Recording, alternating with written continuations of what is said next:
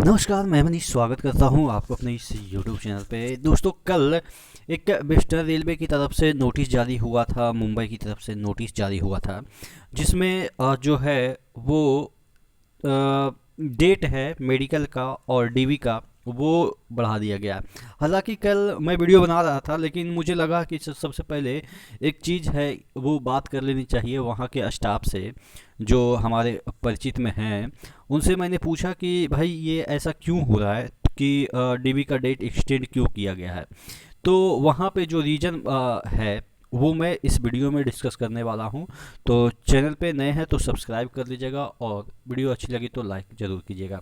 तो सबसे बड़ी चीज़ है कि आपका जो डीवी था वो जो यहाँ पे देखिएगा, notice for document verification DV first DV four of PWBD and CCA candidate का जो होना था वो होना था 30 से 8 तक। ठीक है। और उसको 2 दिन मानो, यानी कि 31 जनवरी और आपके यहाँ पे एक ही दिन एक्सटेंड किया गया है।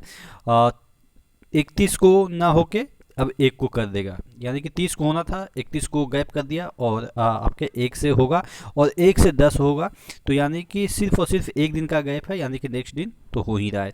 तो अब इसके पीछे का जो रीजन है वो रखा गया है रिजर्व, जो 1 दिन वो मेडिकल है, जो आपके ये एनटीपीसी वाले जो कैंडिडेट हैं उनके लिए रिजर्व डे रखा गया है। कहने का मतलब ये है कि जो री मेडिकल के लिए अप्लाई किए थे, जितने भी लोग हैं री मेडिकल के लिए अप्लाई किए थे और किसी वजह से नहीं पहुंच पाए थे, इसलिए उस दिन आपके रिजर्व डे रखे गए हैं उन लोगों के लिए। क्योंकि उन लोग का पैनल ऑलरेडी जारी हो गया है, एसएम का ट्रेनिंग ऑलरेडी स्टार्ट हो चुका है, तो इस वजह से देरी ना हो इसलिए उस दिन का जो एग्ज़ाम है डीवी है, मेडिकल है, वो आपका एक्सटेंड कर दिया गया। तो ये बेसिक जेन्युइनली रीजन है जिसकी वजह से यहाँ पे डीवी का जो डेट है वो एक्सटेंड कर दिया गया है।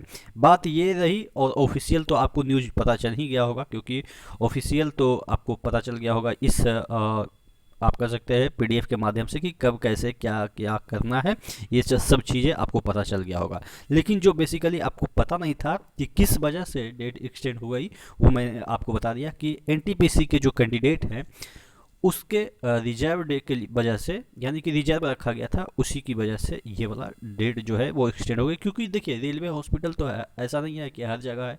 अब बहुत सारे लोग कहेंगे कि सर हमारे जगह भी है, हमारे जगह भी है, लेकिन देखिए रेलवे हॉस्पिटल है, एक होता है कि नाम का और एक होता है काम का। जब हम वर्क कर रहे थे, जिस स्टेशन पे हम लोग वर्क कर रहे थे, वहाँ पे रेलवे स्टेशन था, सॉरी रेलवे हॉस्पिटल था, लेकिन वो सिर्फ नाम का। वो वहाँ पे जो है वो मैनेजमेंट का काम होता था कि किसी को छुट्टी है, वो नहीं है सेंक्शन, तो उसको फिट घोषित करना है, बस ये सब काम होता था। कहने का मतलब ये होता था कि जो मेजर प्रॉब्लम सॉल्व होते थे वो हेडक्वार्टर के जो अस्पताल हैं रेलवे के, वहाँ से सॉल्व होते थे। तो इसी वजह से, चूँकि हर जगह रेलवे हॉस्पिटल नहीं है, तो इस वजह से भीड़ की वजह से जो है वो डेट एक्सटेंड कर दी गई, क्योंकि उस पर वर्कलोड ऑलरेडी ज़्यादा था और भी बच्चे को, एनटीपीसी वाले बच्चे को उनका डीवी और मेडिकल कराना था। इस वजह से 1 दिन में उन लोग का हो जाएगा, क्योंकि ज़्यादा बच्चे हैं नहीं, सिर्फ और सिर्फ रिजर्व डे वाले बच्चे हैं, तो इस वजह से एक्सटेंड हो गया।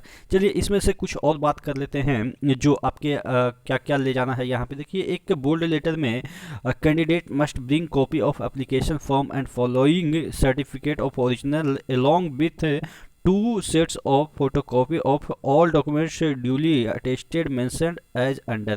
यानी कि आपके जो इतने सारे जो डॉक्यूमेंट्स है ABCD करके, जो है वो आपको ओरिजिनल ले जाना है। सबसे बड़ी चीज़ है बोल्ड लेटर में जो ये लिखा गया है, एप्लीकेशन फॉर्म लेके जाना है। देखिए बहुत सारे बच्चे होंगे जिनका कि एप्लीकेशन फॉर्म कब का, 2019 का, और अभी चल रहे हैं 22, तो उतना दिन में, इवन 2 दिन में बच्चे का भूल जाता है, तो उतना दिन कौन याद रखेगा या किसके पास होगा। तो ये कोई ज़रूरी नहीं है मस्ट ब्रिंग लिखा हुआ हालांकि है, मस्ट मतलब कि एकदम से कंपलसरी आपको लाना है, कंपलसरी हालांकि नहीं लिखा है, मस्ट का मतलब एनी हाउ लाना है, इस तरीके से समझिए। बट यहाँ पे कोई दिक्कत नहीं है कि आपके पास एप्लीकेशन फॉर्म का जो फोटोकॉपी है वो नहीं है तो आपका सिलेक्शन नहीं होगा। बट क्या होता है ना कि एक अच्छे चीज़ के लिए कि हाँ आपने अप्लाई किया है, आप ही हैं, ये वो कन्वीनियंस के लिए आपसे मांग लिया जाता है। इवन एडमिट कार्ड भी नहीं है, एडमिट कार्ड भी बहुत सारे लोग ले जाएंगे, अच्छी बात है, जिनके पास है ले जाइए, लेकिन इसका मतलब ये नहीं है कि आपका एडमिट कार्ड होना ही होना है, आपका जो है वो एप्लीकेशन फॉर्म होना ही होना है, ये सब कोई ज़रूरी नहीं है। क्योंकि ये ऐसा नहीं है कि ये PWD वाले जो बच्चे हैं वो उनके लिए ये प्रॉब्लम है, या CCA वाले बच्चे हैं उनका प्रॉब्लम है। ये जो बेट क्वालिफाइड बच्चे हैं उनके लिए भी ये प्रॉब्लम हो सकती है कि उनके पास एप्लीकेशन जो है वो फॉर्म है या नहीं है, तो या एडमिट कार्ड है या नहीं है, ये सब तमाम जो चीज़ें हैं वो आप फेस करेंगे। बाकी यहाँ पे जो चीज़ें हैं, देखिए अगर हम जनरली मोटे तौर पे आपको बता दें कि जो PW वाले कैंडिडेट हैं, OBC या OBC या जनरल, तमाम जो फिजिकल वाले कैंडिडेट हैं, उनको मेजरली कौन से डॉक्यूमेंट्स ले जाने हैं।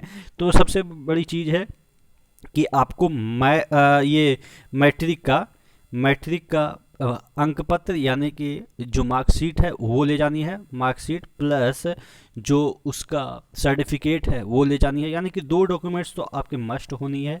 उसके बाद आधार कार्ड और एक पैन कार्ड ले लीजिएगा ऑप्शनल के लिए। आधार कार्ड से आपका काम चल जाएगा आइडेंटिफाई करने के लिए, नहीं तो अगर आधार कार्ड नहीं है तो आप पैन कार्ड ले जाइएगा। अगर पैन कार्ड भी नहीं है तो आपके ये ड्राइविंग लाइसेंस होगा या पासपोर्ट होगा, ये सब जो आपके आइडेंटिटी के लिए ले जाना पड़ेगा।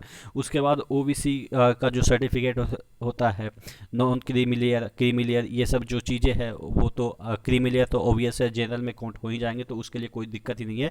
नॉन क्रीमी लेयर वाले अपना सर्टिफिकेट ले जाएंगे, जो फॉर्मेट है उसी फॉर्मेट में ले जाएंगे।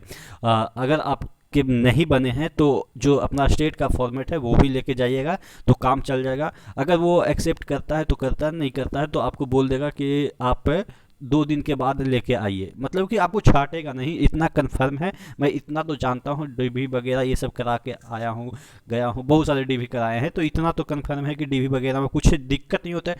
देखिए आप अगर जेन्युइन बंदे हैं ना, आपका पास कोई भी डॉक्यूमेंट नहीं है, ये हमेशा से मैं बोलता रहा हूँ, आपके पास कोई भी डॉक्यूमेंट्स नहीं है, आप जेन्युइन बंदे हैं ना, तो पर भी आपको कोई छाटेगा नहीं, वहाँ पे आपको टाइम देगा। बहुत सारे लोग ये बोलते हैं कि सर डॉक्यूमेंट्स में हम भी इस बात को एग्री करते हैं कि मैं जो मैट्रिक है उसमें पापा का नाम श्री लिख दिया है कहीं पे, या कहीं पे प्रसाद की जगह कुमार लिख दिया है, या कहीं पे जैसे मिश्रा इस तरीके से लिखाता है तो कोई मिश्रा इस तरीके से लिख दिया।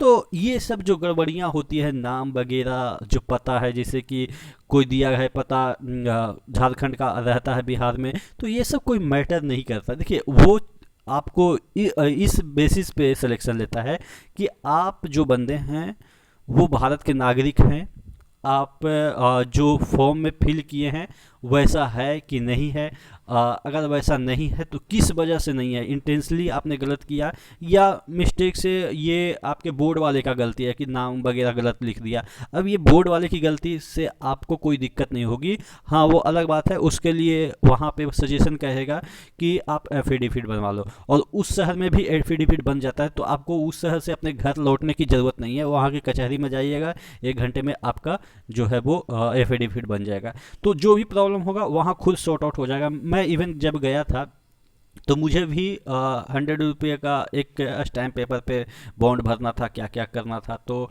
मेरे पास था ही नहीं, तो मैं वहाँ के कचहरी में गया और मुझे लोकल आदमी ने बताया वहाँ के कि यहाँ पे चले जाइए बन जाएगा। तो ये कोई बड़ी प्रॉब्लम नहीं है, और ये सब नाम वगैरह से कोई इशू नहीं होने वाली है। तो आशा करते हैं आप डरेंगे नहीं, आराम से DV कराइए, मेडिकल कराइए।